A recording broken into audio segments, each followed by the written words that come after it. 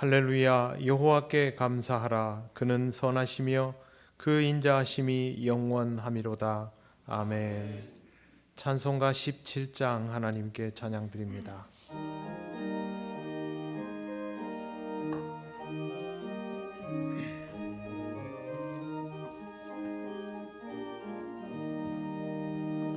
사랑의 하나님 이곳에 계시니 주 영광이 성전에 가득히 넘치네. 거룩한 주님 앞에 죄인 된 우리들 경건한 마음으로 찬양합니다. 은혜의 예수님 우리 죄인하여 속죄의 큰 사랑을 이루어 주셔서 율법의 멍에에서 해방해 주시니 복음의 자유 누림 감사합니다. 위로의 성령님 우리의 마음에 늘 함께 계시오니 큰 힘이 됩니다. 슬픔도 두려움도 넉넉히 이기니 이 세상 끝날까지 함께 하소서.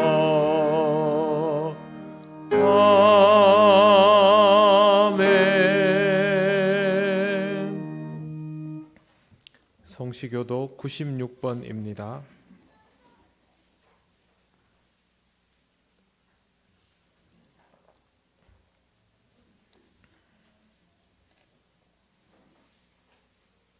보라, 자식들은 여호와의 기업이요 젊은 자의 자식은 장사의 수중의 화살 같으니 이르시되 진실로 너희에게 이르노니 너희가 돌이켜 어린 아이들과 같이 되지 아니하면 그러므로 누구든지 이 어린아이와 같이 자기를 낮추는 사람이 또 누구든지 내 이름으로 이런 어린아이 하나를 영접하면 또 아비들아 너희 자녀를 노엽게 하지 말고 오직 주의 교훈과 훈계로 양육하라. 그리하면 늙어도 그것을 떠나지 아니하리라. 아멘. 나는 전능하신 아버지 하나님 천지의 창조주를 믿습니다. 나는 그의 유일하신 아들 우리 주 예수 그리스도를 믿습니다. 그는 성령으로 잉태되어 동정녀 마리아에게서 나시고 본디오 빌라도에게 고난을 받아 십자가에 못 박혀 죽으시고 장사된 지 사흘 만에 죽은 자 가운데서 다시 살아나셨으며 하늘에 오르시어 전능하신 아버지 하나님 우편에 앉아 계시다가 거기로부터 살아있는 자와 죽은 자를 심판하러 오십니다. 나는 성령을 믿으며 거룩한 공교회와 성도의 교제와 죄를 용서받는 것과 몸의 부활과 영생을 믿습니다. 아멘. 찬송가 570장 하나님께 찬양드립니다.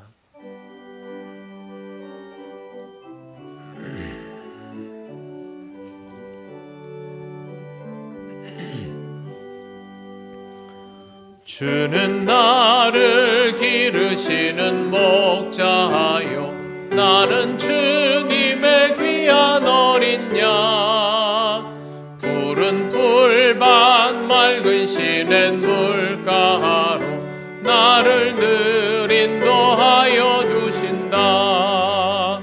주는 나의 좋은 목자 나는 그의 어린 양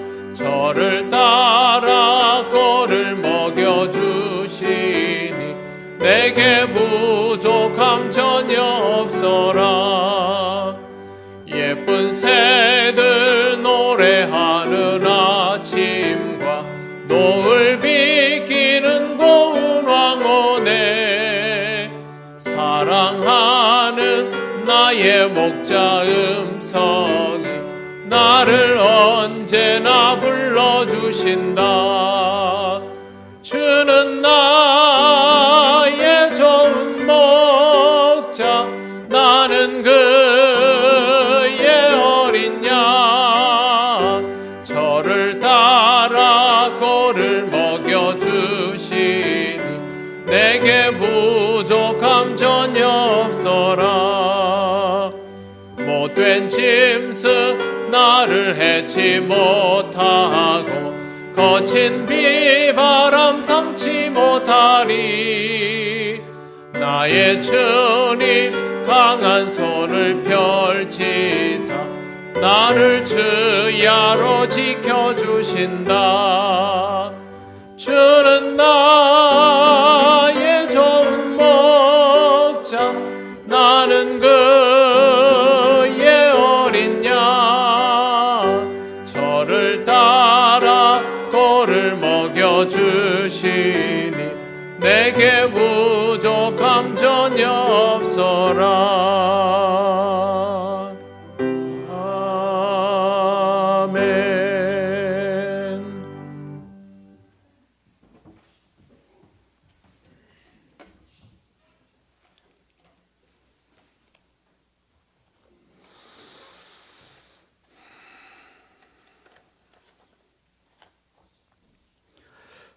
계절의 여왕 5월 가정의 달을 저에게 허락하여 주신 하나님 아버지, 지난 한 주간의 삶 속에서 함께하여 주시고 지켜주심을 감사를 드립니다.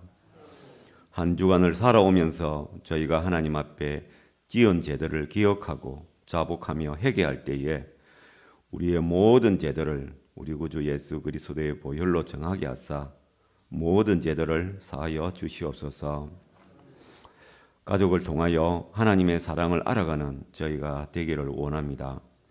사랑하는 자녀를 통하여서는 하나님의 우리에 대한 사랑을 알게 하시고 부모님을 생각할 때 하나님의 은혜로 우리가 살아감을 알게 됩니다. 사랑하는 가족들을 통하여 하나님의 사랑을 알아가는 5월이 되기를 바라고 원합니다. 5월에는 모두가 아픈 사람도 없고 슬픔을 당하는 이도 없고 계절만큼이나 모두가 행복하고 즐겁고 아름다운 소식이 오고 가는 행복한 날들로 가득하면 정말 좋겠습니다. 다음 주에는 동행하는 교회로 섬 지역의 교회들과 함께 할 때에 하나님 아버지 은혜를 더하사 교제와 동행하는 즐거움이 가득하게 하시고 좋은 날씨를 저에게 허락하여 주시옵소서. 교회의 엘리베이터 공사가 끝날 때까지 하나님 손길로 함께 하셔서 아무런 사고 없이 은혜 가운데 맞춰지게 하시며 불편한 가운데 출입이 어려우셨던 어르신들의 어려움이 해소되어지고 감사와 기쁨이 있게 하여 주시옵소서.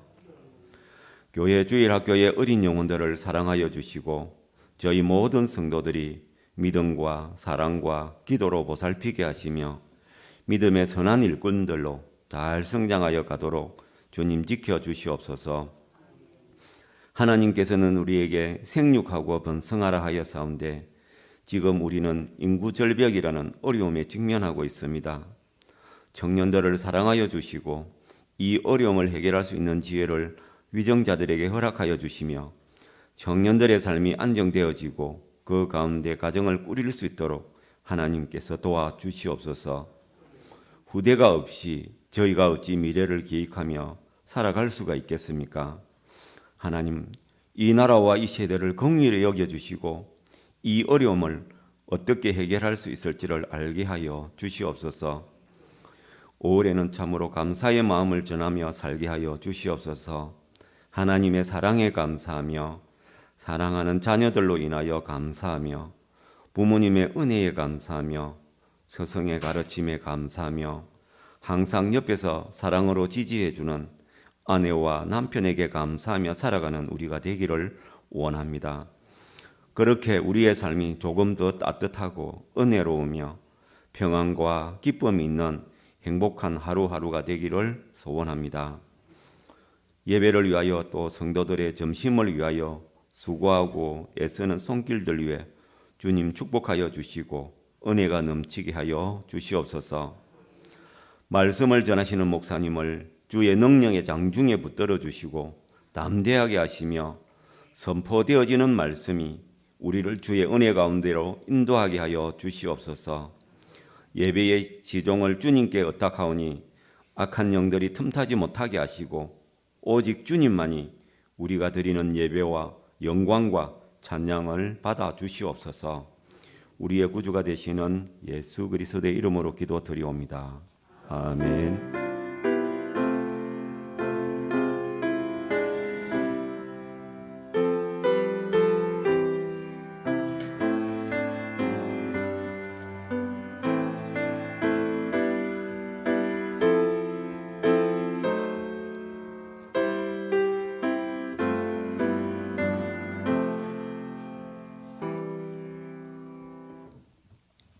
하나님 말씀 디모데후서 3장 14절에서 17절입니다. 이 말씀은 신약 성경 345쪽에 있습니다.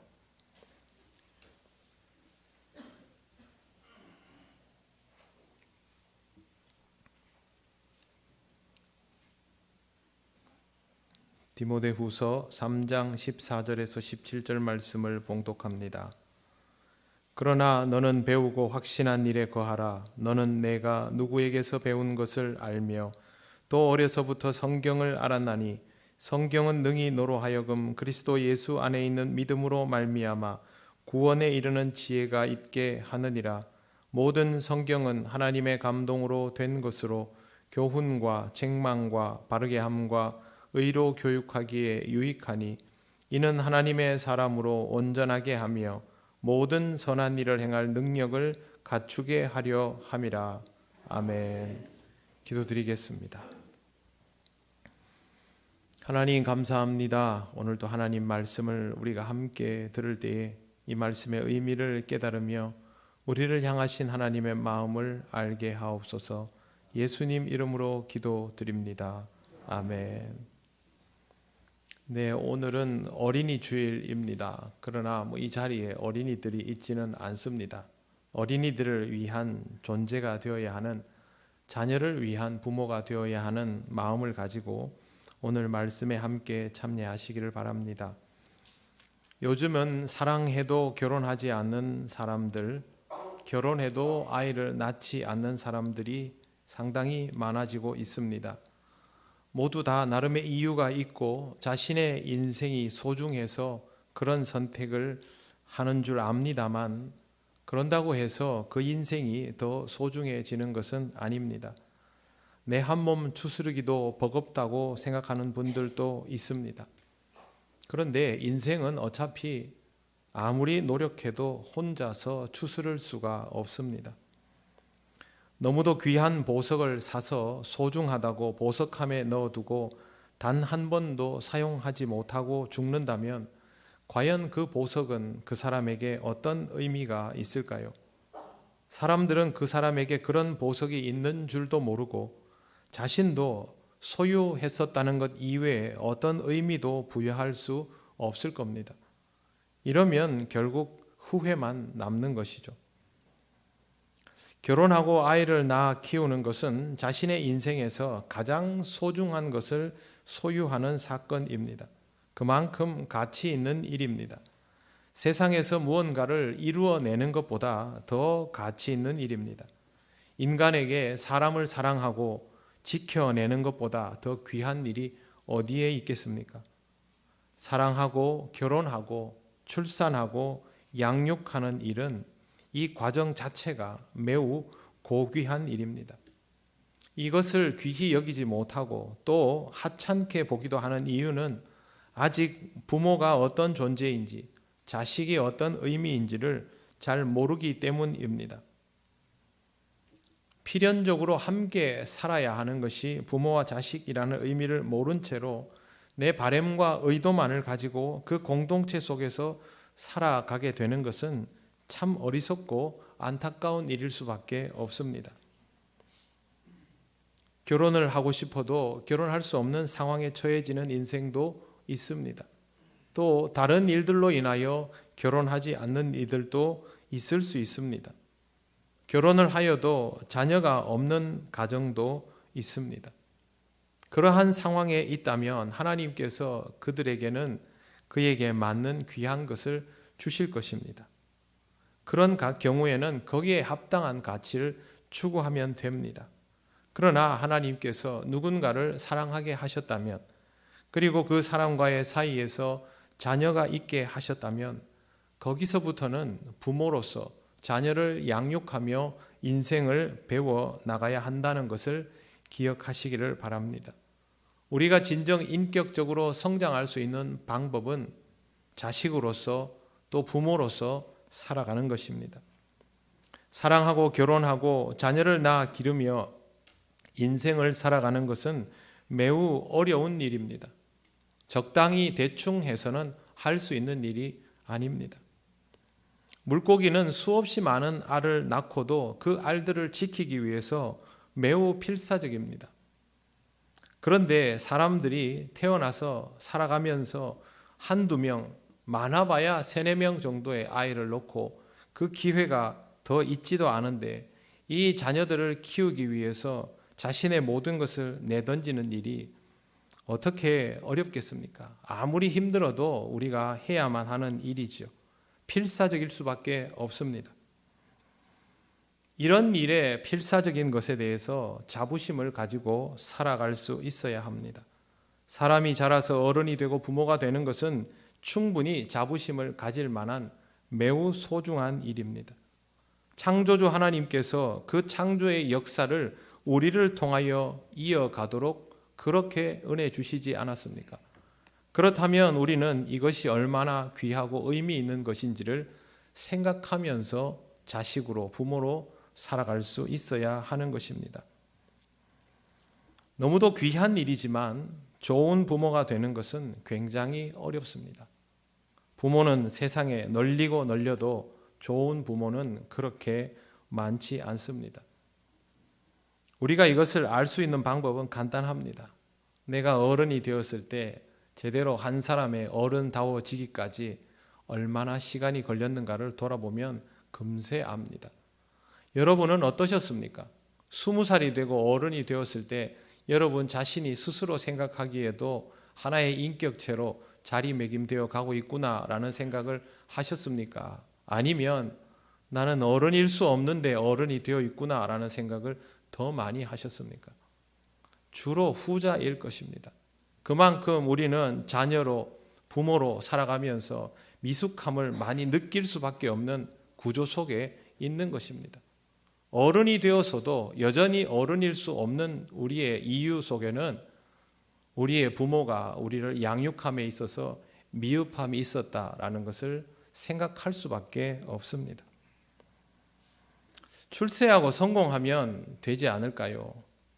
자식을 출세시키고 성공시키고 그렇게 하고 싶어하는 부모는 매우 어리석은 사람들입니다. 부모는 자식이 자기 인생을 제대로 살 수 있도록 양육해야 합니다. 출세하고 성공하면 자기 인생을 제대로 살 수 있지 않습니까? 라고 묻는 부모는 아직 자기 인생도 잘 모르는 사람입니다. 물론 자기 인생을 제대로 살고 있지도 못할 것이고 그럴수록 자식의 출세와 성공에 더 집착하는 경향을 보일 것입니다. 대리만족을 하고 싶기도 하겠지요. 그러나 다 부질 없습니다. 부모가 자기 인생을 제대로 살아보지 못했을 때 무엇을 추구해야 하는지도 제대로 알지 못할 때 행복하지 못했던 기억이 있다면 자식에게 그것을 똑같게 경험하게 할 필요는 더더욱 없을 것입니다. 부모가 원하는 인생을 살도록 자식을 몰아붙일수록 자식은 자기 인생을 살지 못하고 불행하게 된다는 것을 꼭 기억하시기를 바랍니다. 이건 자식을 사랑하는 방법이 아닙니다. 우리가 정말로 자식을 사랑하는 방법은 무엇일까요? 하나님을 믿는 사람들이니 하나님을 믿는 사람답게 생각해 보아야 합니다. 부모와 자식이 가지는 공통 분모가 있습니다. 첫째는 인간이라는 것, 둘째는 하나님을 믿는 자여야 한다는 것. 신앙적으로 보면 이 두 개만 서로 연결됩니다. 하나님이 만드신 세상에서 하나님의 형상대로 지음받은 인간이 이 세상을 살아가는 데 있어서 하나님을 모르고 나 자신을 모른다면 지혜로울 수가 없습니다. 그러니 우리는 어떻게든 하나님을 알아야 하고 자기가 어떤 존재인지를 알아가야 합니다. 이것이 이 세상을 제대로 살아가기 위한 방법을 아는 것입니다. 우리나라 사람들은 정말 열심히 삽니다. 세상에서 우리보다 부지런한 민족이 따로 없지요. 그런데 열심히 일하면서 사는 것도 중요하지만 경제의 흐름을 이해하는 것이 이 세상에서 생존하기 위해서는 매우 중요합니다. 경제의 흐름을 모른 채로 아무리 열심히 일을 해도 그 사람은 다람쥐 쳇바퀴 돌듯한 인생을 살 수밖에 없고 요즘같이 리스크가 많아지면 실패율이 높아지게 되어 있습니다. 코로나가 시작되었을 때 우리는 상황 파악을 하는 것과 열심히 사는 것 중에 상황 파악을 하는 것이 더 중요할 수 있다라는 것을 깨달았습니다. 그런데 이런 상황 파악은 코로나가 끝난 이후에도 마찬가지입니다. 상황을 파악하려면 그것을 읽을 안목이 있어야 하는데 그러한 안목이 없이 살아가니 문제가 되는 것입니다. 상황을 읽을 안목이 없다면 대처도 할 수 없습니다.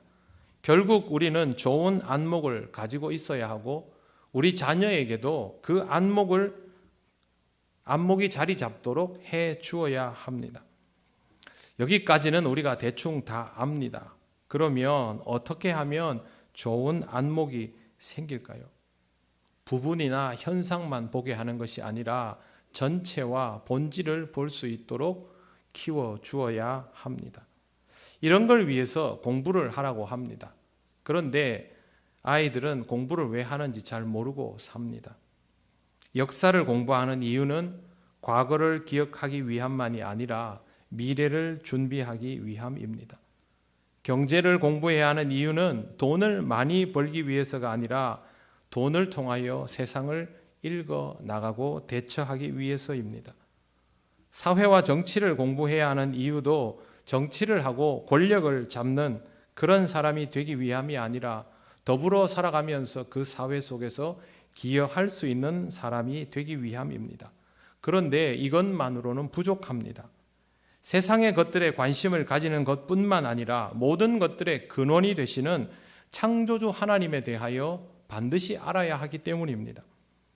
그러려면 하나님에 대한 이야기를 들어야 하지요.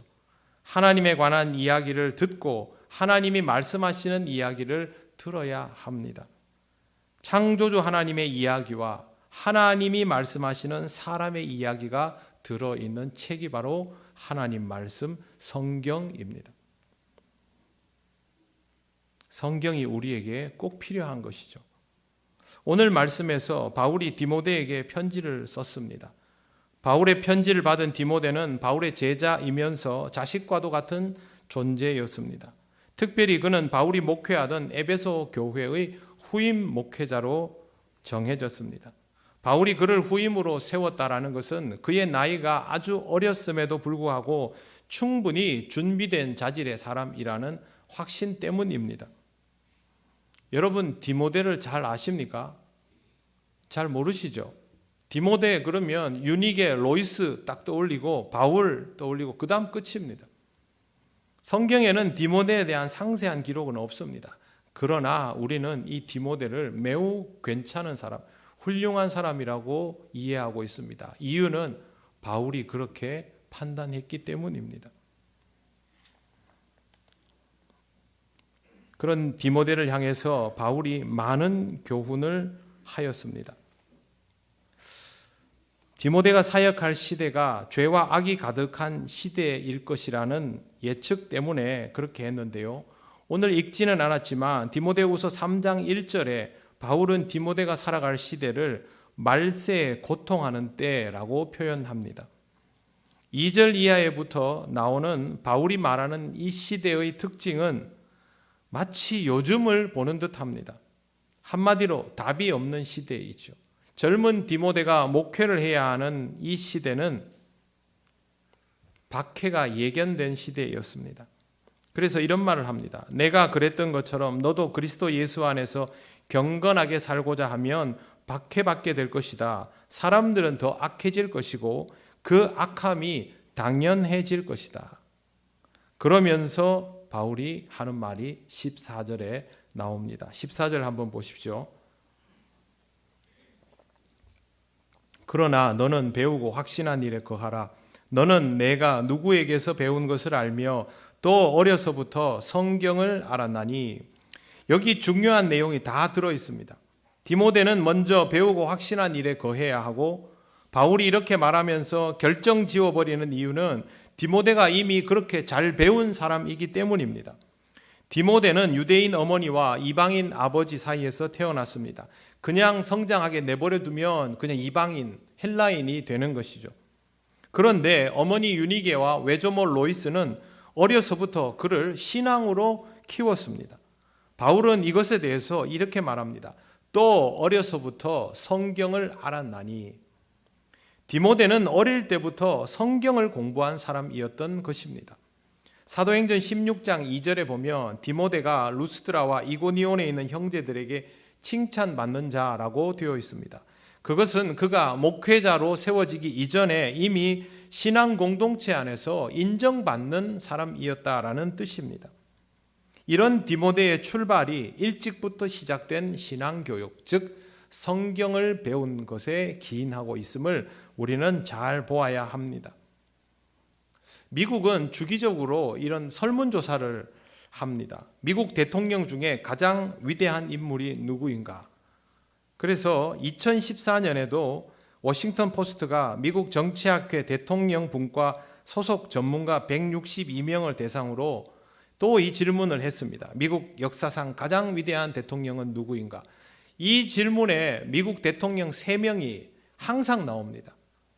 이런 설문조사가 1980년대이든 2000년대이든 지금이든 3명이 딱 나오는데요. 조지 워싱턴, 아브라함 링컨, 그 다음에 프랭클린 루즈벨트. 3명이 랭킹만 계속 바뀝니다. 시대에 따라서. 그러나 이름은 항상 똑같습니다. 근데 우리가 이 사람들을 존경할 필요는 따로 없습니다. 워싱턴 대통령은 미국 독립을 이루어내었지만 우리나라 독립시킨 것은 아니고요. 루즈벨트도 미국의 넘어져가는 경제를 일으켜 세웠지만 그게 우리랑 직접 연관이 있는 것도 아니죠. 그러나 아브라함 링컨은 다릅니다. 링컨은 지금도 미국의 고질병인 인종 문제를 해결하기 위해서 스스로 인종의 벽을 뛰어넘고 노예 해방을 선언하고 노예제를 폐지하고 미국 통합에 앞장섰던 인물입니다. 보통 미국 그러면 자유, 평등, 민주를 이야기하는데 이 말이 미국과 연결될 수 있었던 것도 아브라함 링컨 때문입니다. 그런데 링컨이 강력한 공권력으로 통치를 한 것이 아니라 화해와 연합의 통치를 했습니다. 그래서 자기를 싫어하고 공격하는 무리들에게도 정부 지원금을 공급해주는 그런 대통령이었습니다. 링컨이 이렇게 살아올 수 있었던 원동력이 무엇일까? 두말할 것 없이 어린 시절 그의 교육 환경 때문이라고 학자들은 입을 모읍니다. 링컨은 어머니에게 성경을 배우며 자랐습니다. 특별히 출애굽기 20장을 읽어주면서 거기에 기록된 10계명을 따라 살도록 가르쳤습니다. 여러분 10계명 기억하시죠? 요즘 아이들에게 10계명 물어보시면 교회를 다니면서도 10계명을 모르는 애들이 상당히 많습니다. 내용을 물론 모를 뿐더러 의미는 더 모릅니다. 10계명을 공부하려면요, 10계명을 달달 외운다고 해결되는 게 아니라 그 10계명의 내용이 무엇인지를 알아야 되고, 그러려면 성경을 더 많이 읽어야 되는 겁니다. 그래서 10계명 공부는 성경을 읽는 공부가 되게 되어 있습니다. 링컨은 그렇게 자랐습니다. 훗날 링컨은 어머니를 회상하면서 이런 말을 자주 했다고 전해집니다. 지금의 내가 될 수 있었던 것은 천사 같은 나의 어머니가 나를 이렇게 만들었기 때문입니다. 그런데 링컨의 어머니는 링컨이 9살 때 세상을 떠났습니다. 독초를 먹은 소에서부터 나온 우유를 어머니가 마시고 우유 중독이라는 병에 걸려서 갑자기 세상을 떠난 겁니다. 34살 때. 어머니는 세상을 떠나면서 링컨에게 이렇게 유언을 했습니다. 아브라함아, 나는 너를 떠나서 다시는 돌아오지 못한다. 나는 너가 착한 소년이 될 것이며 너의 아버지에게도 친절할 것을 안다. 내가 너에게 가르친 대로 내가 하나님 아버지를 사랑하고 그 계명을 지키기를 바란다. 이게 유언입니다. 말씀을 기반으로 성장한 링컨은 정직한 변호사가 되었고 훗날 어머니가 물려주신 그 작은 성경을 들고 대통령 선서를 하는 자리에 섭니다.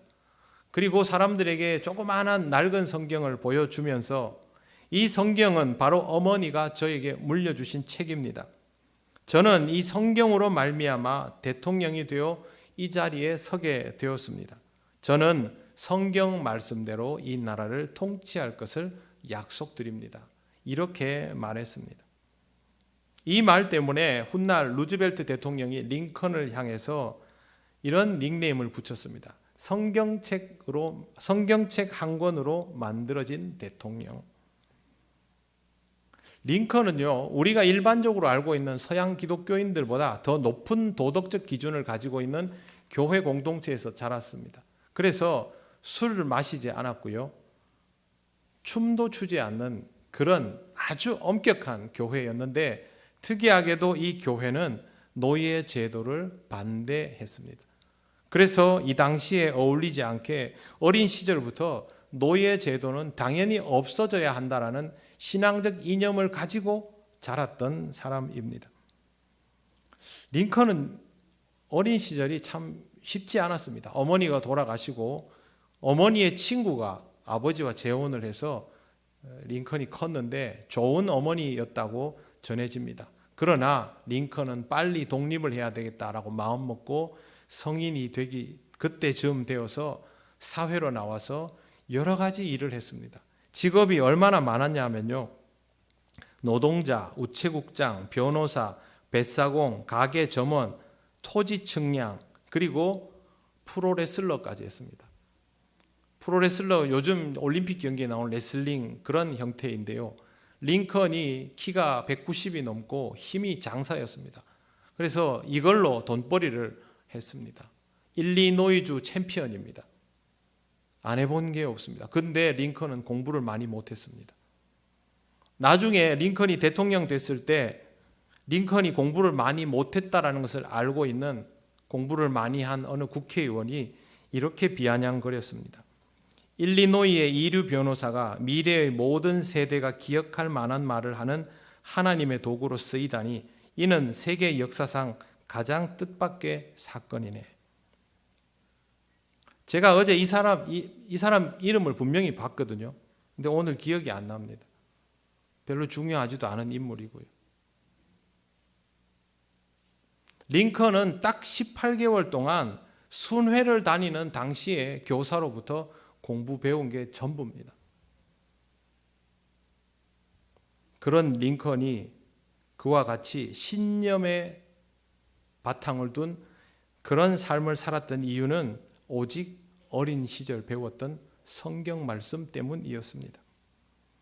어린 시절부터 성경으로 성장하면 가치관 자체가 성경적이고 신앙적이게 됩니다. 그런 사람은 세상의 흐름에 휘말리기보다는 어떤 상황 속에서도 하나님의 뜻을 의식하게 되어 있습니다. 링컨의 위대함은 그가 대통령이 되었다는 데 있는 것이 아니라 그의 신념이 어떤 위치에 있든지 항상 한결같았다는 데 있습니다.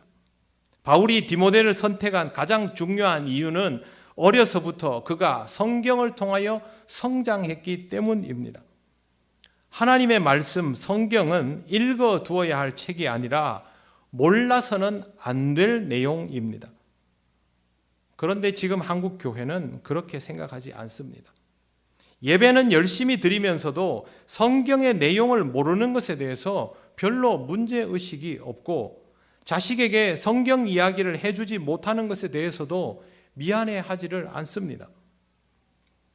자식에게 많은 재산을 물려주지 못하면 미안해하죠. 그게 우리나라 부모들 특징입니다. 자식이 돈 필요할 때 지원해주지 못하면 미안해하고 마음 아파하지 않습니까? 그런데 왜 성경을 가르쳐주지 못하는 것을 미안해하지 않습니까? 아이가 교회에 나가면요, 학교에서 친구들 만나고 하면 궁금하고 혼란스러운 것들 투성입니다. 그러면 묻고 싶은 게 얼마나 많겠습니까?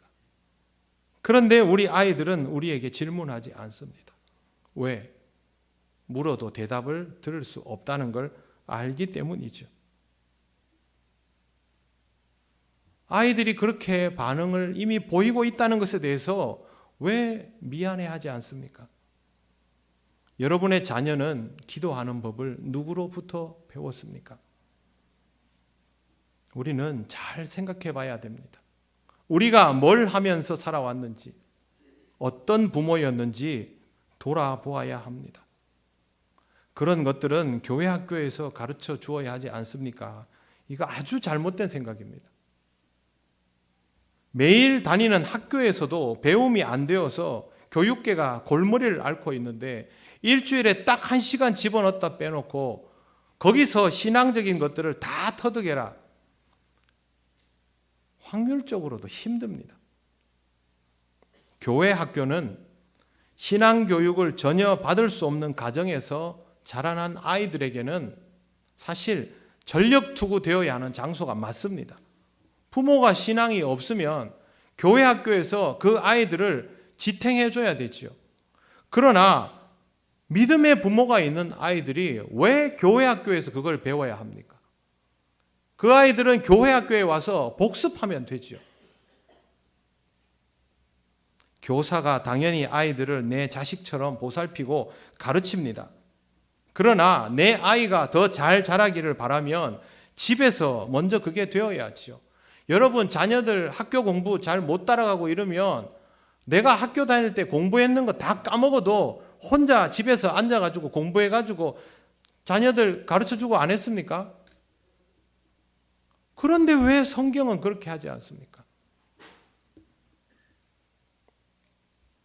이유는 간단합니다. 나부터 성경 말씀으로 살아가고 있지 않는 것이죠.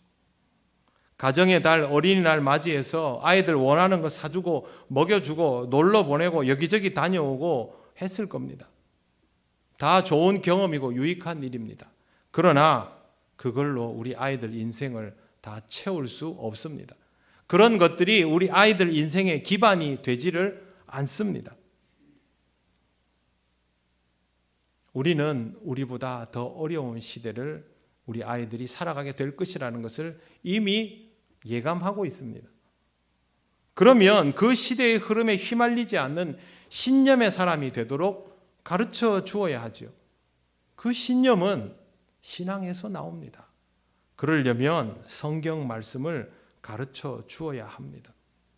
링컨은 십계명을 배웠다라고 분명히 말을 했습니다. 우리는 십계명을 가르쳐야 합니다. 외우라고 하지 말고 무슨 의미인지 가르쳐 주어야 합니다. 안식일을 기억하여 그날을 거룩하게 하라 하면 안식일이 지금 주일을 의미하고 이 주일에 어떻게 하는 것이 그날을 거룩하게 보내는 방식인지 가르쳐 주어야 합니다. 옛날에 우리는 밖에 나가서 버스도 타지 않고 걸어 다녔지만 그것은 자칫 율법적일 수 있으니 그것보다는 하나님이 기뻐하시는 일을 하는 주일이 되어야 한단다라고는 설명해 줄 수 있어야죠. 그냥 교회에 나가라, 교회에 빠지지 마라 그 얘기만 하는 것이 부모이면 안 됩니다. 하나님의 말씀을 가르쳐 주어야 우리 아이들이 흉기가 아니라 하나님의 손길로 자라나게 됩니다. 오늘 이 본문은 5월 첫날 전교인 새벽기도의 시간에 읽은 본문입니다. 전하는 말씀의 내용은 똑같지 않지만 제가 그날 새벽에 여러분에게 말씀드렸습니다. 오늘 이 설교를 하겠다고. 부모는 이 말씀을 기억하고 있어야 합니다. 내 아이가 또 어려서부터 성경을 알았나니 배웠나니 거기에 해당되는 아이들이어야 하는 것이죠. 이걸 모르면 안 되는데 이 시대의 부모들이 자녀를 위해서 그렇게 절박하게 기도하지를 않습니다. 여러분 자식에게 무엇을 물려주려고 하십니까? 물려줄 만한 것이 여러분에게 있습니까? 설마 그 물려줄 만한 것이 재산입니까? 아니면 자존심입니까? 링컨을 죽인 암살자는 배우 집안의 아들입니다. 유명한 배우였습니다. 아버지도 배우, 형도 배우, 암살자도 배우. 영국에서 건너온 이 집안은 미국에서도 이름을 날렸는데요. 링컨을 죽인 암살자는 그 중에서도 가장 실력이 떨어지는 배우였습니다. 열등감으로 자랐습니다. 무엇을 물려받았겠습니까? 바울이 영적인 자식인 디모데에게 물려주고 싶었던 것은 무엇일까요? 15절 말씀을 한번 보시기 바랍니다. 성경은 능히 너로 하여금 그리스도 예수 안에 있는 믿음으로 말미암아 구원에 이르는 지혜가 있느니라. 성경은 주님 안에 있는 믿음으로 말미암아 구원에 이르는 지혜가 있습니다. 그 다음 모든 성경은 하나님의 감동으로 된 것으로 교훈과 책망과 바르게 함과 의로 교육하기에 유익하니 이는 하나님의 사람으로 온전하게 하며 모든 선한 일을 행할 능력을 갖추게 하려 함이라. 아멘. 성경이 유익하다라고 했으면 끝나는데요. 바울이 왜 이렇게 긴 문장을 사용하며 온갖 단어들을 열거하면서 말하고 있을까요? 마지막에 보십시오. 하나님의 사람으로 온전하게 하여 모든 선한 일을 행할 능력을 갖추게 하려 함이라. 성경으로 배우고 익혀야 사람다워진다라는 뜻입니다. 바울은 결국 성경 말씀을 디모데에게 물려주고 있는 것입니다. 바울에게 많은 경험이 있지만 목회 경험을 물려준 게 아닙니다. 선교의 경험을 물려준 게 아닙니다. 그냥 성경 말씀을 물려주었습니다. 그것이 자신이 배운 전부이고 자신이 소유한 전부이고 가장 중요한 것이기 때문이죠. 성도 여러분, 성경 말씀을 제대로 익혀야 사람다운 사람이 될 수 있습니다. 우리가 사람답지 못한 것은 다른 것이 더 필요해서가 아니라 아직도 성경 말씀의 위력을 깨닫는 수준에도 이르지 못했기 때문입니다. 성경이 부족해서가 아니에요. 내가 아직도 이것을 용납하는 수준이 안 되기 때문입니다. 하나님의 말씀이 소중한 것을 모르니 자식에게 이 중요한 것을 가르칠 생각도 못하는 것입니다. 여러분은 지금 이미 자녀들에게 여러분이 중요하다는 것을 열심히 가르치고 있을 겁니다. 그게 무엇인지를 잘 생각해 보십시오.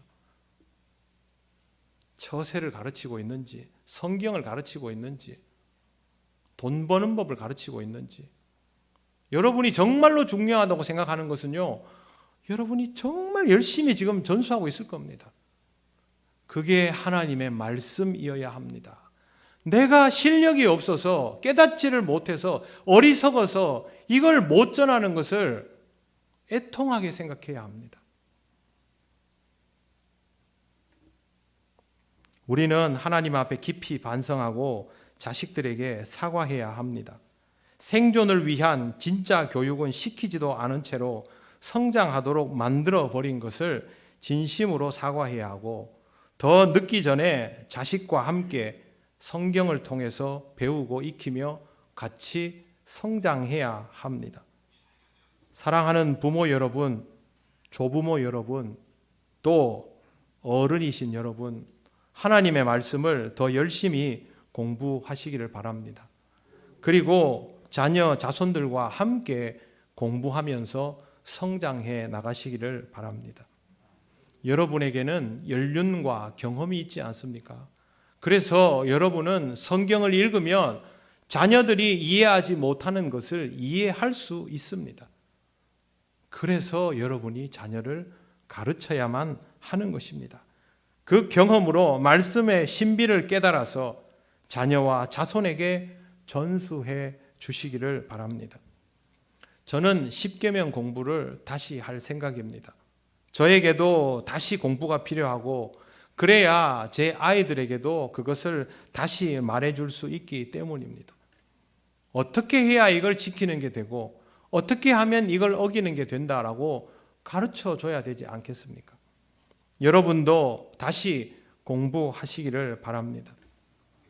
앞으로도 계속 이 말씀은 똑같이 전할 생각입니다.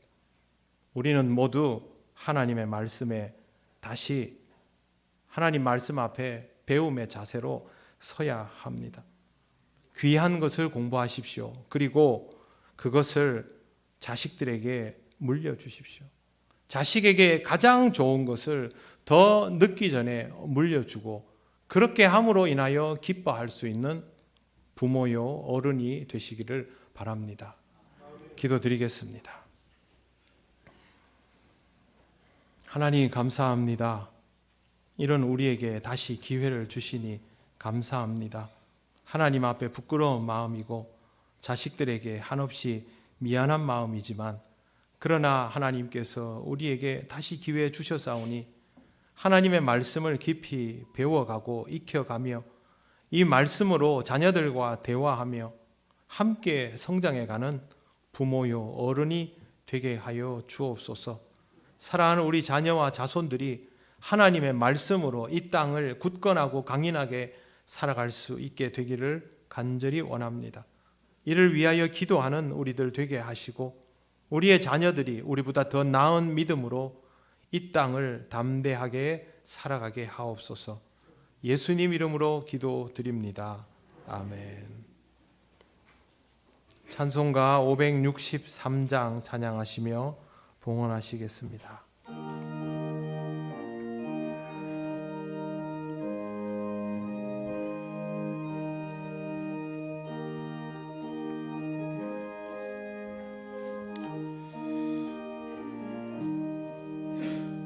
예수 사랑하심을 성경에서 배웠네. 우리들은 약하나 예수 권세 많도다. 날 사랑하심, 날 사랑하심, 날 사랑하심 성경에 쓰였네. 나를 사랑하시고 나의 죄를 다 씻어 하늘 문을 여시고 들어가게 하시네. 날 사랑하심, 날 사랑하심, 날 사랑하심 성경에 쓰였네.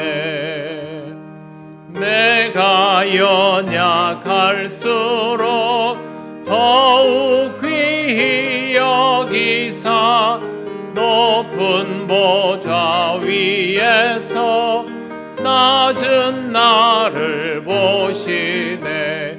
날 사랑하심, 날 사랑하심,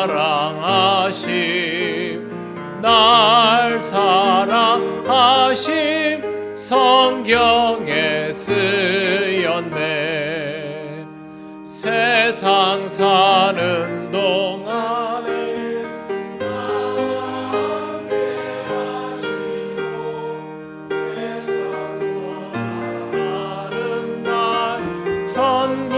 가게 하소서.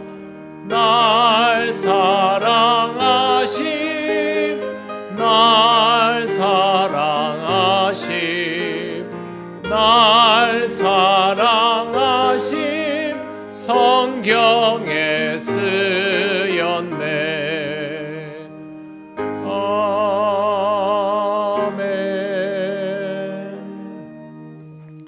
하나님 감사합니다. 오늘도 하나님 앞에 예배하며 감사의 예물을 드립니다. 언제나 하나님 앞에 기쁨으로 봉헌할 수 있는 믿음이 되도록 하나님 우리를 지켜 주옵소서. 다음 한 주간도 하나님 은혜 가운데 살아가기 원합니다. 우리에게 주어지는 모든 것들이 하나님의 은총임을 알게 하시고 지혜롭게 사용하며 하나님 영광 드러내게 하옵소서. 하나님 필요와 모든 것들을 채우심에 감사드리며 예수님 이름으로 기도드립니다. 아멘.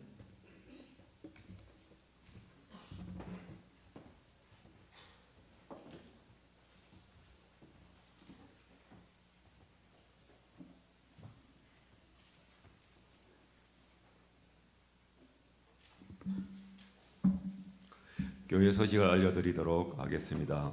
예배 나오신 모든 분들을 환영합니다. 처음 오신 분은 새가족부의 안내를 받으시기를 바랍니다. 예배입니다. 다음 주일은 동행주일입니다.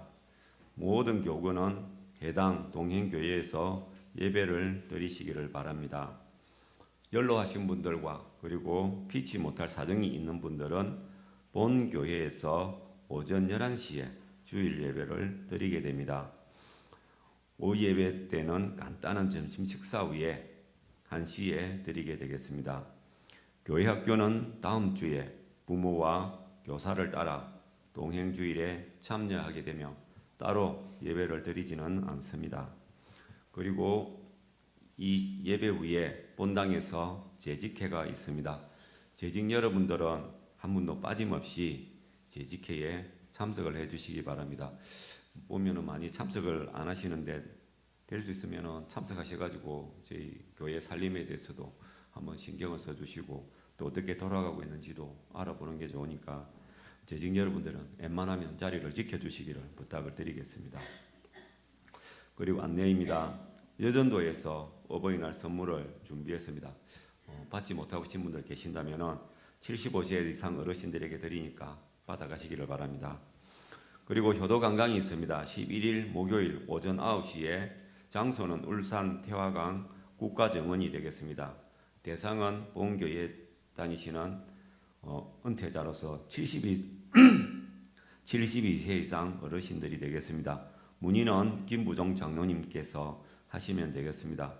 차량 출발은 명정동 주민센터에서 9시에 출발하고 그리고 9시 15분 고려병원에서 거기서 또 한 번 더 태워서 그렇게 가게 되겠습니다. 참석을 원하시는 교우분들께서는 꼭 신분증을 지참을 하시기를 부탁드립니다. 그리고 동행예배에 대해서 한 번 더 말씀을 드리겠습니다. 일시는 5월 14일 주일이 되겠고 장소는 각 교구별로 동행교회가 정해져 있습니다. 밑에 그 주보에 보면 있습니다. 참조를 하시고요. 그리고 동행예배에 참석하시는 교우분들도 잊지 마시고 꼭 신분증을 지참을 해주시기를 바랍니다. 요즘에는 신분증이 없으면 배를 탈 수가 없기 때문에 잊지 마시고 꼭 지참을 해주시기를 부탁을 드리겠습니다. 그리고 오늘 점심 식사 후에 12시 40분까지 교구장 및 교구근사, 구역장, 검찰들은 본당으로 모여주시기를 부탁을 드리겠습니다. 그리고 네 번째입니다. 파워관계 전도 세미나가 5월 16일 오전 10시 30분에서 오후 4시까지 본 교회에서 있겠습니다. 이것은 주체는 국민기독문화선교에서 하게 되겠고 강사는 송기배 목사님이 되겠습니다. 그리고 결혼 소식이 있습니다. 김정희 지사의 장남 윤형정군의 혼인 예식이 5월 13일 토요일 오전 11시 창원 스카이뷰 호텔에서 있겠습니다. 버스 출발은 오전 8시 30분에 명정동 주민센터에서 하도록 하겠습니다. 그리고 주보에 없는 광고를 하나 더 하도록 하겠습니다. 교도관광을 가는데 이번에 가는 거는 길이 멀기도 하고 해서 작년 같은 경우에는 저희가 교회차 2대를 이용을 해서 이동을 했는데 올해는 관광차를 이용을 해서 가게 됩니다. 그러다 보니까 예산이 많지도 않은 상황에서 관광차를 이용을 하면서 좀 예산이 어떻게 보면 좀 부족한 부분도 있는데 교우 여러분들께서 혹시나 마음이 있으신 분들은 혹시나 협찬을 하실 마음이 있으시면 김부종 장로님께 해 주시면 되겠습니다. 이상으로 강고를 마치도록 하겠습니다. 네, 다음 주일에 동행 예배는 가능하면 그 교구와 동행을 해주시고요. 피치 못할 사정이 있는 분들에 한해서 우리 교회에서 예배를 드리도록 그렇게 했습니다. 그래서 오늘은 명단도 좀 파악이 되도록 해달라고 부탁을 드려놓았습니다. 다음 주일에 그곳에서 예배를 드리거나 아니면 우리 교회에서 예배를 드리는 일이 원만하게 다 진행이 되어야지 주일이 또 펑크가 나는 일이 되면 안 되기 때문에 변함없는 주일 예배로 여러분들은 그렇게 받아들여 주시고 나갈 때 항상 신분증 챙겨 주시기를 바랍니다.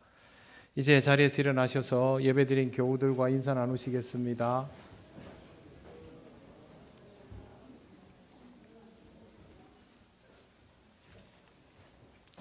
찬송가 635장 주기도문 찬양 드립니다.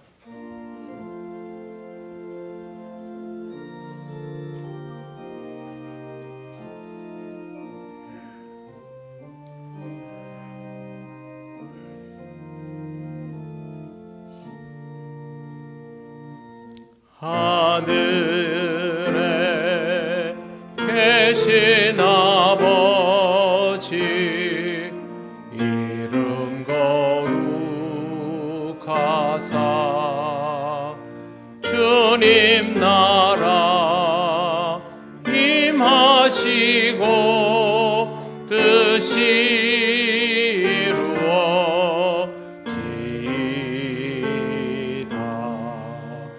일용할 양식 주시고 우리들의 큰 죄 다 용서하옵시고 또 시험에 들게 마시고 악에서 구원하소서. 대개 주의 나라 주의 권세 주의 영원히 아멘.